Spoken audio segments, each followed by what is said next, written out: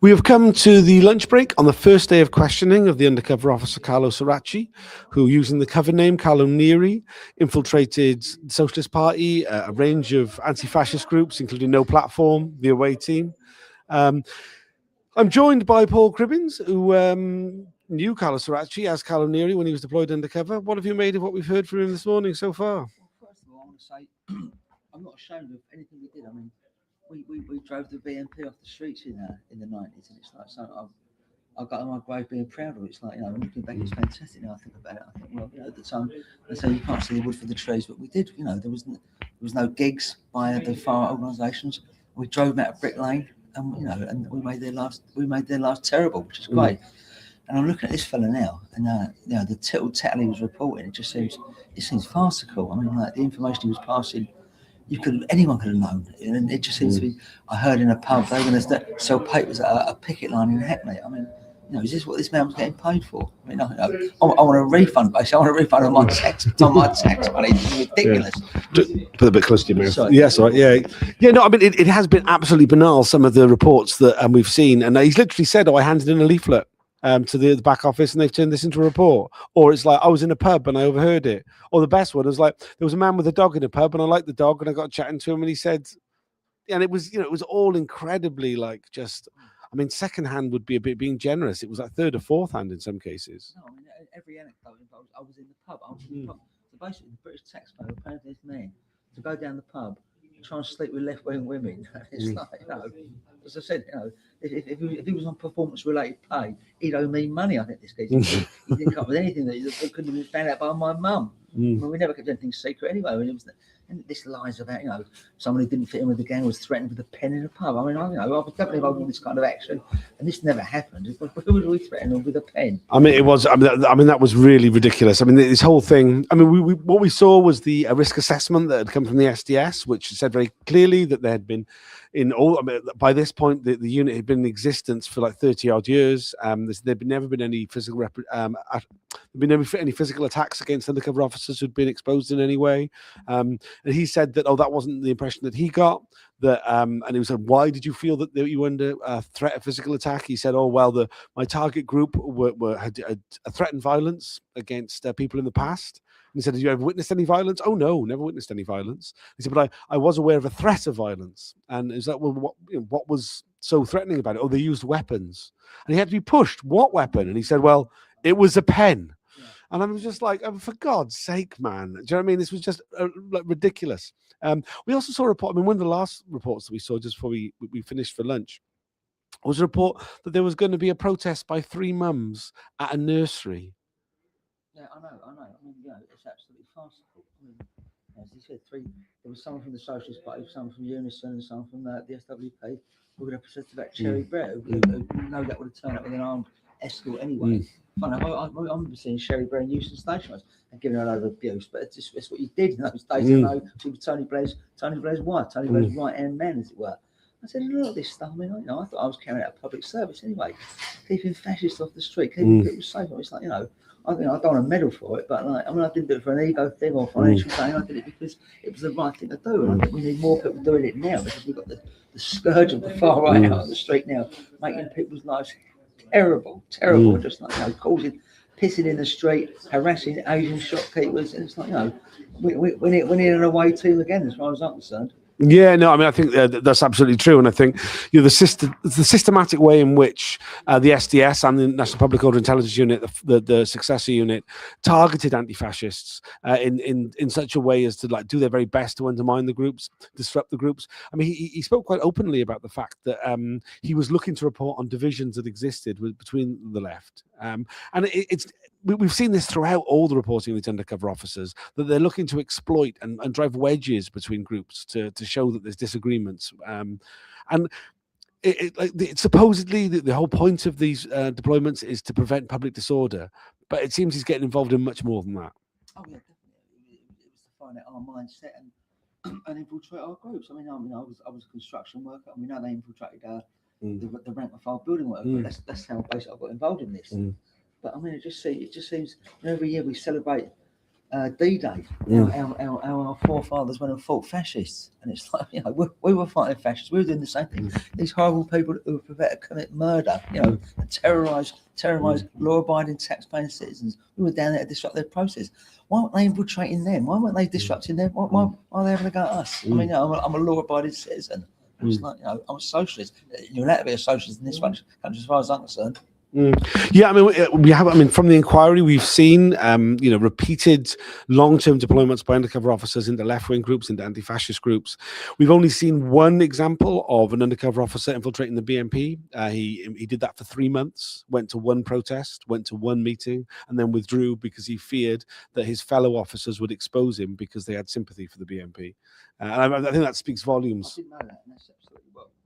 I'm not that surprised, but it still sounds disgusting when you actually hear it in cold light. I mean, there is a suggestion that many of the other undercover officers who we're not allowed to hear about, whose deployments are subject to many restriction orders, may well have been infiltrating the far right. We don't know that for sure. It's been very obscured, but there's been no evidence presented in the inquiry of any meaningful. I very much doubt it. I mean, funny, like a slight aside, me and Frank Smith, I mentioned his name, worked at Wilson Green Police Station back in the 90s, and you couldn't have come up with a more horrible bunch of racist bastards anyway, to be honest, the old build there, you know. I don't suppose they were just particularly bothered about infiltrating far. I mean, they were the far right organisations as far as what we could see. Well, this is it, isn't it? Right? What's the point in infiltrating? You'll just see everybody there at work. So, do you know what I mean? It's like it's not a it's not part of it. We've started. I mean, so far we've only been looking really at the early reports of the beginning of his deployment, the first year and a half or so. We've also heard a lot of stuff about the conversations he was having with other former and current undercover officers about the nature of the role, about how what was considered acceptable in terms of collateral intrusion, which is a phrase we hear a lot about. It's a lovely expression, collateral. Yeah. Is it collateral? What? Collateral intrusion. Yeah. It's a great expression. I'm going to use that. I'm saying to my wife, any chance I need collateral this weekend, darling? That's basically what it means. Yeah, essentially, yeah. I mean, it's you know, it appears to be a euphemism the police used for having sex with activists or getting very embroiled in the personal lives of activists. And obviously, we know that Carlo Soracchi deceived 3 women into long-term sexual relationships, proposing to one of them, and certainly in 2 other cases, having a getting very involved in the personal family life of the women, going to quite extreme extents to ingratiate himself in their personal lives, way away from like the political activity that they might have been involved in. Unusually for an undercover officer, he has been quite candid about the conversations that he had with other undercover officers about how acceptable that was. Any comment on that? It's a boys' club. As I said, I worked at Wilson Green Police Station, and the notoriously sexist and racist these cops.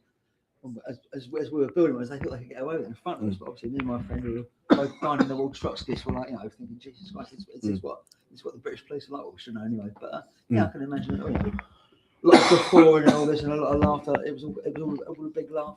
You know, what sort of person does that? I mean, you know, oh my God, you know, it's just I can't believe it. 3 women. I know one of them personally. And she's a lovely person. How could you carry out that charade for a long time? You know, you've got the other some water missing out or some horrible devious button because it went above and beyond the call of duty as far as I'm concerned. Then it was just about personal gratification and getting one over the lefties. That's what it seems like to me. Yeah, I think you're completely right. We've seen, like as we said in these reports, there's been stuff about people standing for election, stuff that's like blatantly not public order concerns whatsoever. But I assume we'll be getting onto more public order incidents later on, possibly this afternoon, possibly over the next couple of days. He will be giving evidence for 4 days in maximum, maybe only 3. Is there anything particular you're looking forward to hearing more details about? How this information was passed on to third parties, because you know, I was involved in the blacklisting building workers there, and I know a friend of mine who was involved, his name was mentioned today, was very active in combating fascism, and in his blacklisting file that was used by the 46 construction companies, he's often seen at anti-BNP rallies. What that had to do with him laying bricks on a building site? To this day, I will never know. So he was feeding information to the Langs and the Bovies and the Winters, these kind of these big corporations who were blacklisted us from our legitimate right to organise on building sites. So yeah, I'd like to hear about that. It seems it's a huge part of what their role was building up these. You look at these reports. I mean, we haven't seen that many examples today, but so many of them are just lists of people, of addresses, of their jobs, their trade union affiliation, and it seems that's clearly just being used for what they call vetting, what we know to be blacklisting. Sorry about the cough. And obviously, I mean, it's in their interest to over-egg it and make it. We were like, so the description of me on my blacklisting file, I was like a cross between Arthur Scarlett and Osama bin Laden. I'm not that kind of guy, I'm telling you. I just want to get paid on jobs, things like that. Yeah, so they over-egg it to make it them more important, and obviously so they carried on getting this job. So they say, look, there's nothing to report. They're quite a peaceful bunch of people, like apart from beating up the National Front, beating up the BNP. They go about their lawful lives and they're tax-paying normal people. But they have to make out where these sinister, dangerous characters. We see it in other organisations. I mean, other organisations will overplay it to try, to make sure they keep getting funded. So that's what I think it's about. A lovely life, down the pub, sleeping with women, and like living sod old, driving about. What a great job. Yeah. And it's that exaggeration of perceived risk, which seems to be an absolute hallmark of every aspect of what these undercover police did. And we see it right now with the way in which they've engaged with the inquiry. So, I mean, like Carlo Soracchi, we are allowed to use his name finally, but there was a whole time period we weren't allowed to use his real name. It was restricted, even though we all knew it, even though it had been published in a national newspaper. We weren't allowed to say it at the inquiry. So many of the officers, like last week, we had Jason Bishop giving evidence to the inquiry. He did it. That's his cover name. We don't know his real name. It was audio only. We never got to see his face. And it's all about this exaggeration of perceived risk, that somehow they're in danger because of the roles that they had. And it was that they were in danger then, that all these activists were danger to society in some way. As you say, it's all fucking bullshit, isn't it?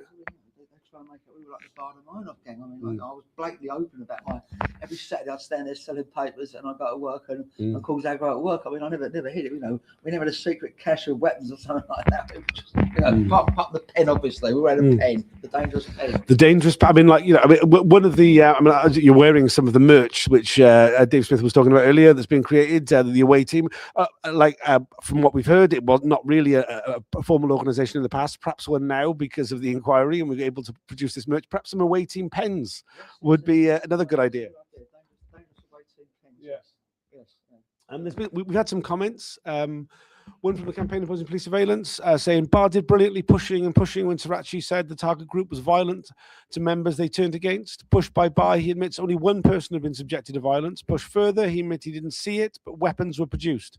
Pushed still further, he admits the weapons weren't actually used. Pushed even further, he concedes it was just someone taking a pen, singular, weapons plural, out of their pocket and pointing at someone. Yeah, I mean, it was a farcical whole exchange, really, where Soracchi was attempting to do this exaggeration of perceived risk, and then it all just fell down when he was being pushed on it. Actually, I want to comment on that. We nearly weren't able to report that particular section because there was an allegation that had been a breach at that point. At which point in proceedings, everything stops. The chair leaves. The transcript is suspended. We all have to wait around. We're told we can't report on anything that was said after a certain time. And then when we come back, usually it's like, well, between these two times, it will always cover whatever the breach was and things either side of it, so that it's not obvious what the breach is. This time it turned out there'd been no breach, but it seemed fairly obvious to me this was another attempt by the Met Police on hearing something embarrassing being said, them go to try and claim that there was a breach in an attempt to try and suppress the information. Obviously, because there's an allegation of a breach, the broadcast is suspended, so no one saw that bit of footage. It was only because we were there in the room and people were writing about it that people know that's what was said. Hopefully, in the fullness of time, it'll be in the transcript, but that might take months. I mean, some of the transcripts have taken ages to come out. This is your first time at the undercover policing inquiry. I'm off work, so I'm not yeah. So I'll come down. So I've got a couple of days off work. But I mean, in terms of engaging with it, I mean, it is incredibly secretive process. Oh God, yeah. Everyone in the country should know about this. Everyone should know about this. It's like, it's all about an infringement of your rights. So, we never did anything wrong.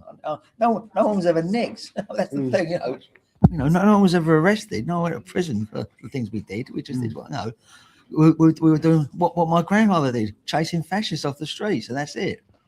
Yeah, no. I mean, it is ridiculous when you kind of when you actually break it down of actually what the stuff that people were doing that was being reported on, that was being targeted by the undercover officers. The view that sort of like left wing politics and anti-fascism, as far as they were concerned, was a form of criminality. Absolutely, yeah.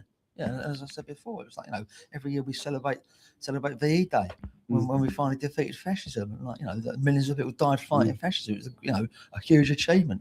And yet people who want to carry on this tradition are demonized as some sort of extremists, and we're not. Yeah. We'll be back again this afternoon with further questions for Carlo Soracchi. I mean, he'll be here for a few more days. Is there any particular you're hoping to hear about? Just about, did he feed the information to the construction industry as well? Because, as I said, my mate's name appeared on there. Didn't say well, there's a good bricklayer or not, but he said he attends national anti-BNP demonstrations. So I want to know, who was you selling? Were you selling the information as well? Yeah. Thanks for joining us. Sorry, there's been some sound problems. Hopefully, I'll try and get those sorted out. There's always technical problems with these broadcasts. I'm trying to do my best. We'll do some more videos in the breaks later on. Anything else you'd like to add? No, that's it. Well, thanks for joining us. I'm completely proud of what I've done. I've got no regrets. Good. And if I was younger, I'd be doing it again. Fuck Tommy Robinson and his gang. Yeah. Fuck those guys, man. I think I think it's really telling the fact that we had, there was so much infiltration of anti-fascists, and because the fact that it was left so well alone by the state that these what used to be fringe groups, which had very little influence and certainly no real mass support, have ended up really in the driving seat of British politics. Do you know what I mean? You even Nigel Farage's seem to set the agenda these days, and I think these two things are linked, right? Yes, I'd agree. Yes, I'd absolutely agree. The state should be funding anti-fascist activity because we're now facing a terrible situation where in the next 3 years Nigel Farage could be in power, and Tommy Robinson is is carrying far more weight than a moron like that should do ever. Anyway. Yeah. Thanks for joining us. We'll see you all again this afternoon. Bye for now.